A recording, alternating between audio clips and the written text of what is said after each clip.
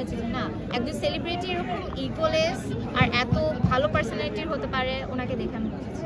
ওকে, সিয়াম আহমেদ দ্বারা আমি কয়েকটা মুভি বলবো, যেটা আপনার যে ভালো লাগবে ওটা আপনি বলবেন, যেটা আমাদের দেশ। পোড়ামন 2, দহন, আর হচ্ছে আপনার লাস্ট যে সিনেমাটা আসছে জঙ্গলি। আমি পোড়ামন 2 এর নাম শুনেছি, তাই আমি দেখেন না, এখনো দেখা হয় না। এটা তো একটা পপুলার একটা মুভি, শুধু বাংলাদেশ না, এটা তো মানে বাংলাদেশের একটা ব্লকবাস্টার না, অল টাইম। দেখা হয় না এখন। ওকে, সুপারস্টার শাকিব খানের নাম চিনেন?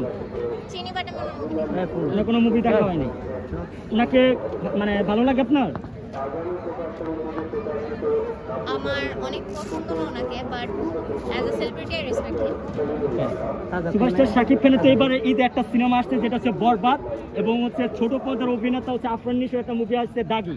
তো আপনি দুইটা মুভির মধ্যে আফরান নিশো মানে ওনাকে এগিয়ে রাখার কারণটা? ওনার অ্যাক্টিং স্কিলস অনেক ভালো, আর আমার অনেক পার্সোনালি অনেক ভালো লাগে। আফরান নিশো কি একটা ডায়লগ দিতে পারবেন যদি মানে মনে থাকে, বা বা উনি যেভাবে কথা বলে বলতে পারবেন? এত সুন্দর করে আমি কথা বলতে পারি। আচ্ছা, সর্বশেষ আপনি হচ্ছে শাহরুখ খানের উদ্দেশ্যে একটা কথা বলেন, আর হচ্ছে সিয়াম আহমেদের উদ্দেশ্যে, আর আফরান নিশোর উদ্দেশ্যে বলেন। তিনজনকে একসাথে আপনি এক এক করে বলেন।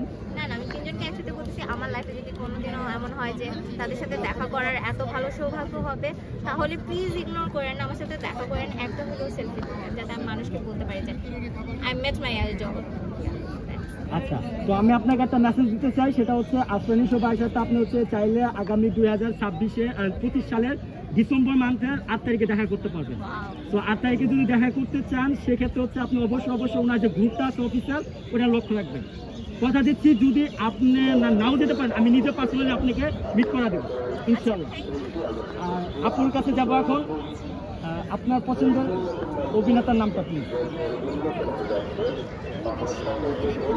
হিন্দি বা হচ্ছে ইংলিশ সিনেমা? হিন্দি কয়েকটা দেখা